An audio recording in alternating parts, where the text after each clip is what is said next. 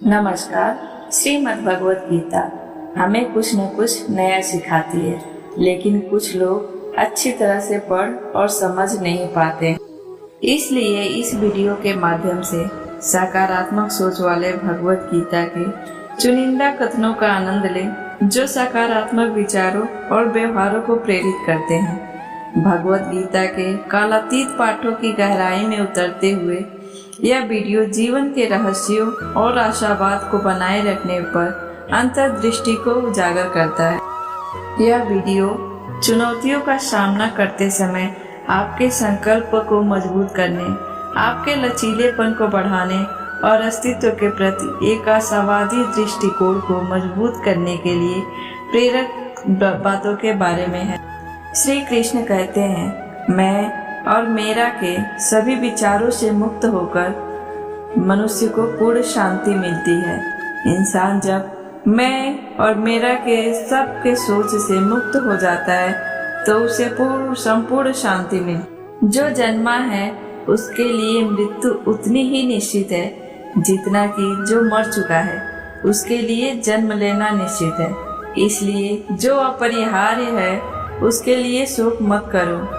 जन्म हुआ तो मृत्यु जरूरी है और मृत्यु हुई तो फिर जन्म जरूरी है। इसलिए जो अंत भाव है उसके लिए दुख ना करो।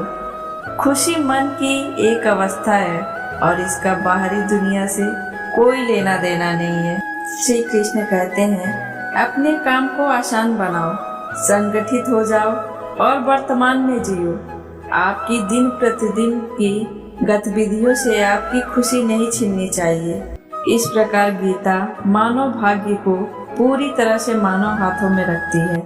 इसकी दुनिया नियतिवादी नहीं है, लेकिन न ही यह अंधे मौके की अभिव्यक्ति है। हम खुद को और अपनी दुनिया को उस आधार पर आकार देते हैं जिस पर हम विश्वास करते हैं, सोचते हैं और कार्य करते हैं, चाहे वह अच्छे के लिए हो या बुरे के लिए। यही तो गीता का कहना है कि इंसान का भाग्य उसके अपने हाथ में है। दुनिया कोई निश्चित नहीं है और ना ही ये अंधा संसार है। हम अपने धर्म का उत्थान करके और सही सोच और व्यवहार करके अपने आप को दुनिया को बनाते हैं, चाहे काम अच्छे हो या बुरे काम। जो खुशी लंबे अभ्यास से आती है, जो दुख के अंत की ओर ले जाती है, जो पहले जहर के समान होती है लेकिन अंत में अमृत के समान होती है, इस तरह की खुशी व्यक्ति के अपने मन की शांति से उत्पन्न होती है। आत्मज्ञान आपके मन के द्वंद्वों के सभी कार्यों को राख कर देता है और आपको आंतरिक शांति प्रदान करता है। खुशी की कुंजी इच्छाओं में कमी है। एक व्यक्ति अपने मन के प्रयासों से ऊपर उठ सकता है या स्वयं को उसी प्रकार नीचे खींच लेता है, क्योंकि प्रत्येक व्यक्ति अपना मित्र या शत्रु स्वयं होता है। मनुष्य अपने विश्वासों से बनता है। जैसा वह विश्वास करता है वैसा ही वह बन जाता है। भौतिक जगत में सभी सुखों की शुरुआत और अंत है, लेकिन कृष्ण में सुख असीमित है और इसका कोई अंत नहीं है। सारे भोग जो दृश्य जगत में मिलते हैं उनके तो शुरुआत और अंत होता है, लेकिन कृष्ण में जो भोग मिलता है वह अनंत है और उसका कोई अंत नहीं है। कई जन्मों तक निरंतर प्रयास करने के माध्यम से एक व्यक्ति सभी स्वार्थी इच्छाओं से शुद्ध हो जाता है और जीवन के सर्वोच्च लक्ष्य को प्राप्त करता है। ध्रुवता प्रार्थना से और बहुत सारे जन्म के बाद कोई व्यक्ति अपनी सभी स्वस्थ इच्छाओं से शुद्ध हो जाता है और जीवन का परम उपदेश प्राप्त करता है। तो उन लोगों के लिए शोक करता है जिनके लिए शोक नहीं करना चाहिए। फिर भी तू बुद्धिमान बातें बोलता है। बुद्धिमान न तो मृतकों और न ही जीवित लोगों के लिए शोक मनाते हैं। तुम उन लोगों के लिए दुखी हो जिनके लिए दुख नहीं होना चाहिए, लेकिन तुम सही बात ही बोल रहे हो। इस क्षणभंगुर संसार का सामना न तो किसी पकड़ और न ही भय के साथ करें। जीवन के प्रकट होने पर भरोसा रखें और आप सच्ची शांति प्राप्त करेंगे। देहधारी आत्मा अस्तित्व में शाश्वत, अविनाशी और अनंत है। केवल भौतिक शरीर वास्तव में नाशवान है। आत्मा जिस सखात्मक शरीर में है वह आदि है, अष्टभ्य है और अनंत है। बस शरीर ही होता है जो वास्तव में रूप से नश्वर होता है। शांति, नम्रता, मौन, आत्म संयम और पवित्रता ये मन के अनुशासन है। कारण और परिणाम यह भावना के विपरीत ऐसी चीजें हैं जो आती और जाती रहती हैं। यह ज्ञान आपको उन सभी को सहने में मदद करता है। कर्म और फल एक दूसरे के द्वंद्व अनुभव को लेकर आते और जाते हैं। ये ज्ञान तुम्हें सब कुछ कहने में मदद करता है। मन जहाँ भी भटकता है बेचैन होता है और बाहर संतुष्टि की तलाश में फैलता है। उसे भीतर ले चलो, इसे स्वयं में आराम करने के लिए प्रशिक्षित करो। यानी कि जहाँ भी मन भटक रहा है, बेचैन है और अपने से बाहर में खुशी तलाश कर रहा है, उसको अपने अंदर ले जाओ। उसको आत्मा में रहने के लिए तैयार करो, क्योंकि सच्ची सुख जो है वो आत्मा में ही है, अपने आप में ही है। इस आत्म विनाशकारी नरक के 3 द्वार हैं, वासना, क्रोध और लालच। इन तीनों का त्याग करें। ये स्वतः विशेषकारी नरक के 3 दरवाजे हैं, काम, क्रोध और लोभ। इन तीनों का त्याग कर दो, फिर सच्चा सुख पाओगे। स्वार्थी कार्यों से बचना एक प्रकार का त्याग है, जिसे संन्यास कहा जाता है। कर्म के फल का त्याग करना एक और उपाय है, जिसे त्याग कहा जाता है। निष्काम कर्म एक प्रकार का त्याग है, जिसको संन्यास कहते हैं। कर्म का फल त्याग करना दूसरा त्याग है, जिसे त्याग कहते हैं। कुछ लोग जहाँ भी जाते हैं खुशियाँ फैलाते हैं, दूसरे जहाँ भी जाते हैं खुशियाँ पैदा करते हैं। धीरे धीरे अभ्यास करने से जो खुशी आती है, जो दुख खत्म कर देती है, जो शुरू में जहर जैसी लगती है लेकिन फिर अमृत जैसी लगती है, इस प्रकार की खुशी आदमी की शांति से उठती है। भौतिक जगत में सभी सुखों की शुरुआत और अंत है, लेकिन कृष्ण में सुख असीमित है और इसका कोई अंत नहीं है। संदेह करने वाले के लिए न तो यह दुनिया है, न ही परे की दुनिया और न ही खुशी। संदिग्ध लोगों के लिए ना तो ये दुनिया है, न परलोक है और न ही खुशी है। मौत एक पुराना कोट उतारने से ज्यादा दर्दनाक नहीं है। करुणा से मार्गदर्शित होकर सभी कार्य सावधानी से करें। सभी काम ध्यान से करो। काम के पीछे लगन होना चाहिए। कुछ लोग ध्यान के माध्यम से बुद्धि द्वारा हृदय में ईश्वर को समझते हैं। कुछ लोग ध्यान ज्ञान योग से और कुछ लोग कर्म योग से। हालांकि कुछ लोग ब्रह्म को नहीं समझते हैं, लेकिन दूसरों से सुनकर पूजा करना शुरू कर देते हैं। उन्होंने जो कुछ सुना है उस पर दृढ़ विश्वास के कारण वे मृत्यु को भी पार कर जाते हैं। श्री कृष्ण कहते हैं, सदा मेरे प्रति जागरूक रहो, मेरी पूजा करो, हर कार्य मेरे लिए अर्पित करो और तुम मेरे पास आओगे, यह मैं वादा करता हूँ, क्योंकि तुम मुझे प्रिय हो। हमेशा मुझे ध्यान में रखो, मेरी पूजा करो, हर काम मुझे भोग देना और तुम मुझे मिलेंगे, ये मैं वादा करता हूँ, क्योंकि तुम मुझे प्यारे हो।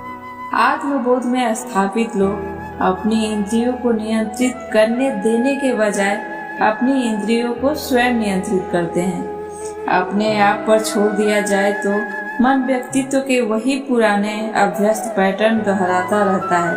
हालांकि दिमाग को प्रशिक्षित करके कोई भी आगे बढ़ना और सोचने के पुराने तरीके को बदलना सीख सकता है। यह योग का केंद्रीय सिद्धांत है।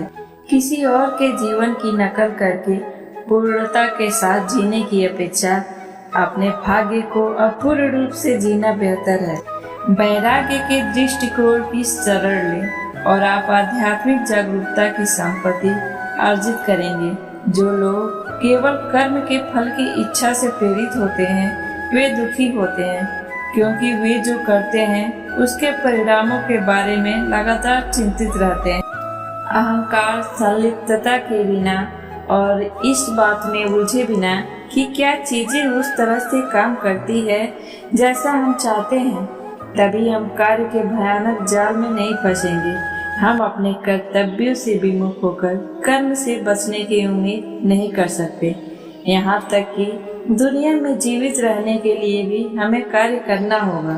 हालांकि जब चेतना एकीकृत होती है तो सारी व्यर्थ चिंताएं पीछे छूट जाती है। चिंता का कोई कारण नहीं है, चाहे चीजें अच्छी चल रही हो या खराब। इस प्रकार गीता मानव भाग्य को पूरी तरह से मानव हाथों में रखती है।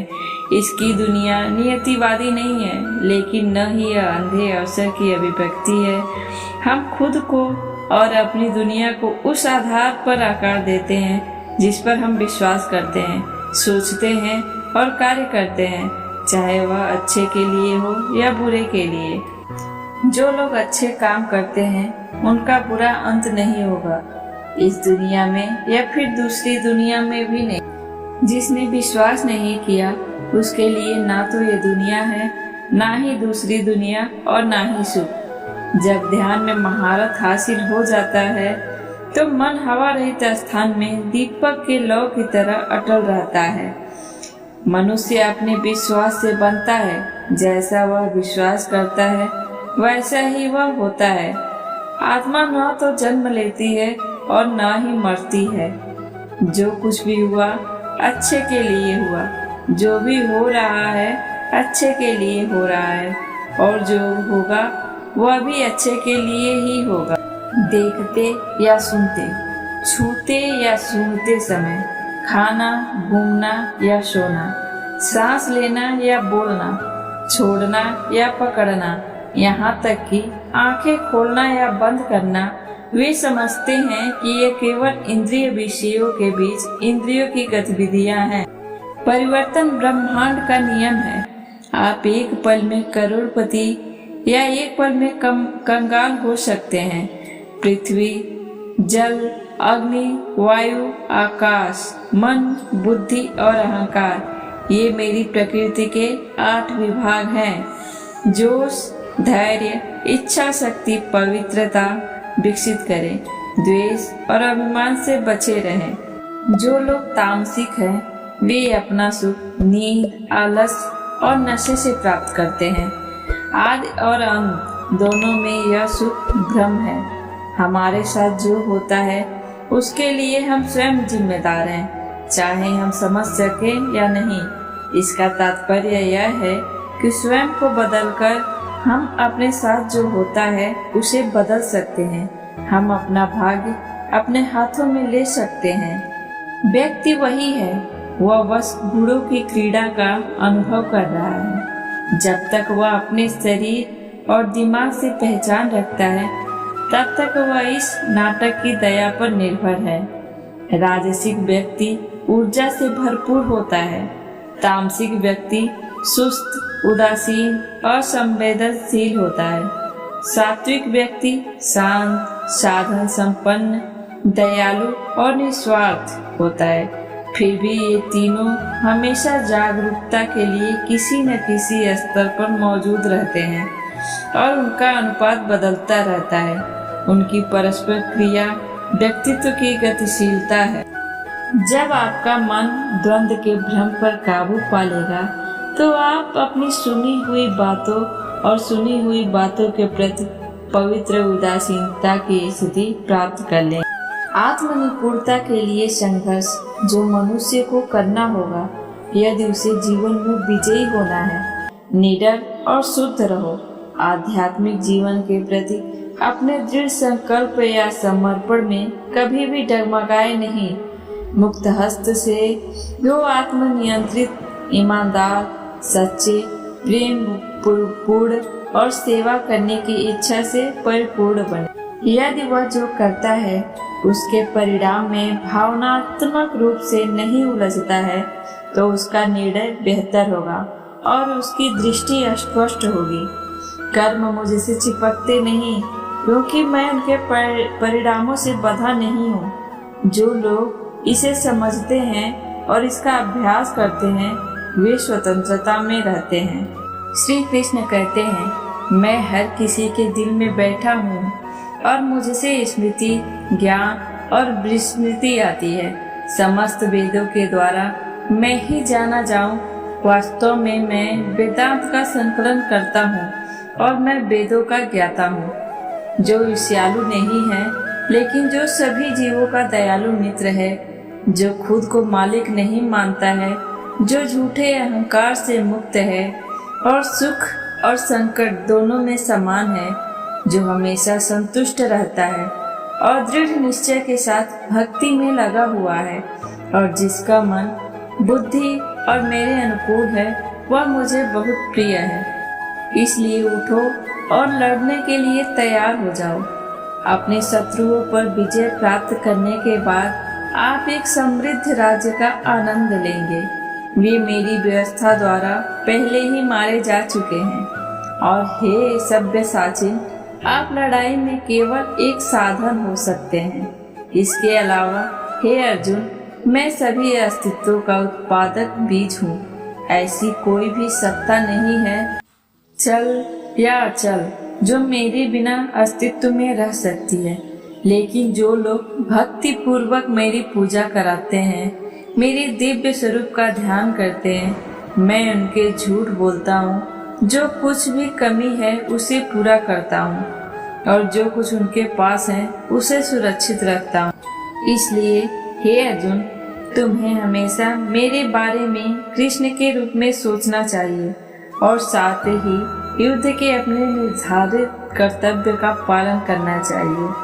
अपने क्रियाकलापों को मुझे समर्पित करके और अपने मन तथा बुद्धि को मुझ में स्थित करके तुम बिना किसी संदेह के मुझे प्राप्त करोगे। हे कुंती पुत्र अर्जुन, मैं पानी का स्वाद, सूर्य और चंद्रमा का प्रकाश, वैदिक मंत्रों में शब्दांश ओम हूँ। मैं आकाश में ध्वनि और मनुष्य में क्षमता हूँ। हे धन के विजेता, मुझसे श्रेष्ठ कोई सत्य नहीं है। सब कुछ मुझ पर निर्भर है, जैसे मोती धागे में पिरोए जाते हैं। हे अर्जुन, यदि कोई बहुत अधिक खाता है या बहुत कम खाता है, बहुत अधिक सोता है या पर्याप्त नहीं सोता है, तो उसके योगी बनने की कोई संभावना नहीं है। मनुष्य को अपने मन से खुद को ऊपर उठाना चाहिए, खुद को नीचा नहीं दिखाना चाहिए। मनबद्ध आत्मा का मित्र भी है और शत्रु भी। भले ही आपको सभी पापियों में सबसे पापी माना जाता है, जब आप पारलौकिक ज्ञान की नाव में स्थित होंगे तो आप दुखों के सागर को पार करने में सक्षम होंगे। इसलिए गतिविधियों के फल से जुड़े बिना व्यक्ति को कर्तव्य के रूप में कार्य करना चाहिए, क्योंकि आसक्ति के बिना कार्य करने से मनुष्य को परम की प्राप्ति होती है। अपना निर्धारित कर्तव्य निभाओ, क्योंकि कर्म निष्क्रियता से बेहतर है। बिना काम के मनुष्य अपने भौतिक शरीर का भी भरण पोषण नहीं कर सकता है। आत्मा न कभी जन्मती है न कभी मरती है। एक बार अस्तित्व में आने के बाद वह कभी समाप्त नहीं होती है।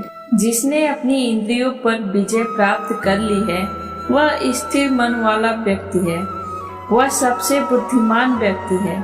मन बेचैन है, अशांत है, नियंत्रण करना कठिन है, लेकिन निरंतर अभ्यास और वैराग्य से इसे नियंत्रण में लाया जा सकता है।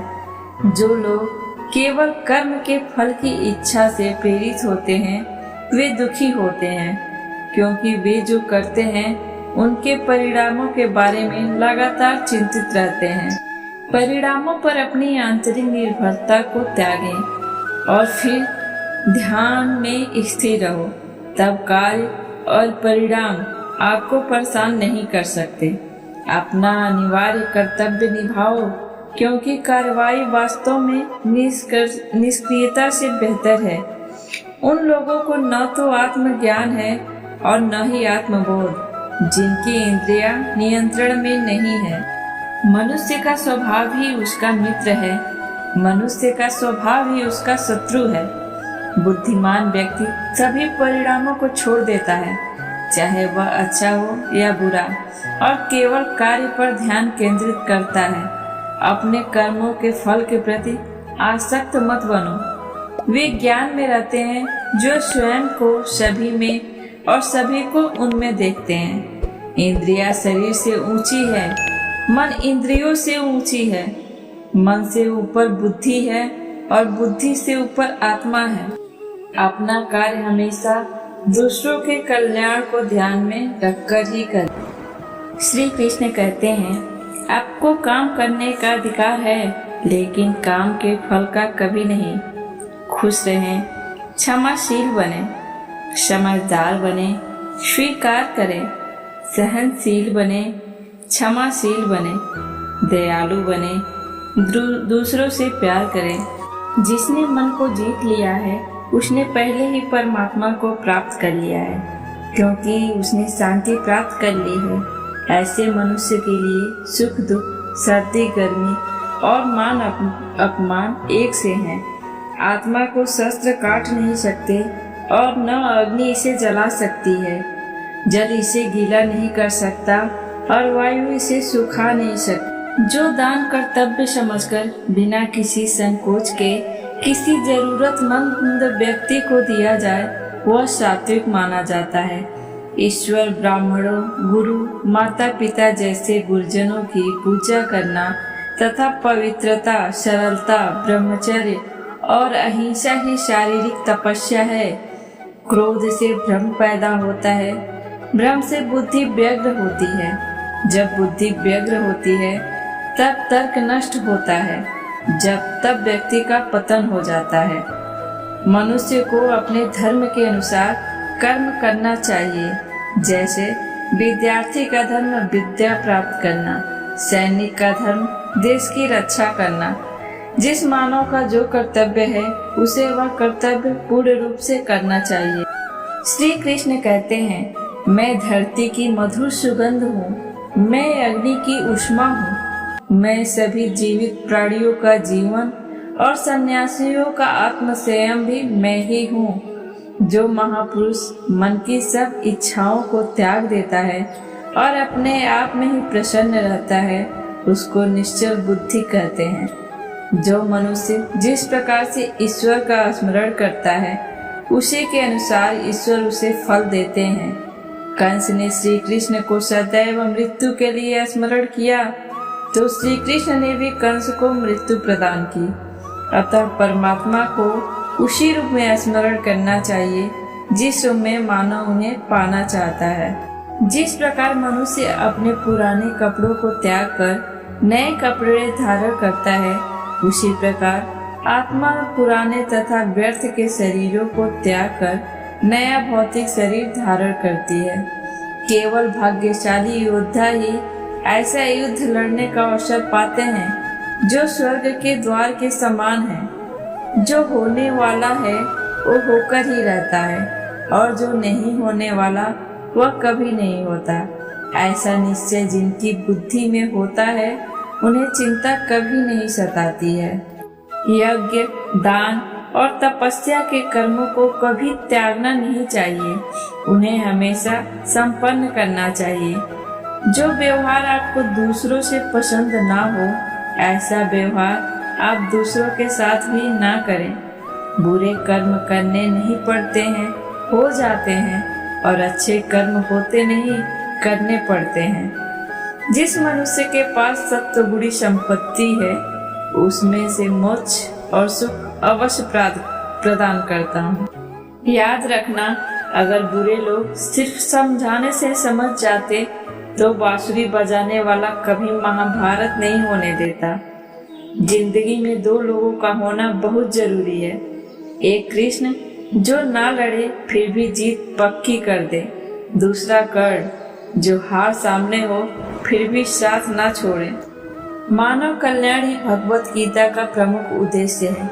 इसलिए मनुष्य को अपने कर्तव्य को पालन करते समय मानव कल्याण को प्राथमिकता देनी चाहिए। वह व्यक्ति जो सभी इच्छाएं त्याग देता है और मैं और मेरा की लालसा और भावना से मुक्त हो जाता है उसे अपार शांति की प्राप्ति होती है। धरती पर जिस प्रकार मौसम में बदलाव आता है उसी प्रकार जीवन में भी सुख दुख आता जाता रहता है। इतिहास कहता है कि कल सुख था, विज्ञान कहता है कि कल सुख होगा, लेकिन धर्म कहता है अगर मन सच्चा और दिल अच्छा हो तो हर रोज सुख होगा। दोस्तों, अगर आपको मेरी ये वीडियो अच्छी लगी हो तो कृपया अपने परिवार वालों, रिश्तेदारों और दोस्तों के साथ शेयर करें और ऐसी ही और वीडियो देखने के लिए मेरे चैनल को सब्सक्राइब करके बेल आइकन प्रेस कर लें। धन्यवाद।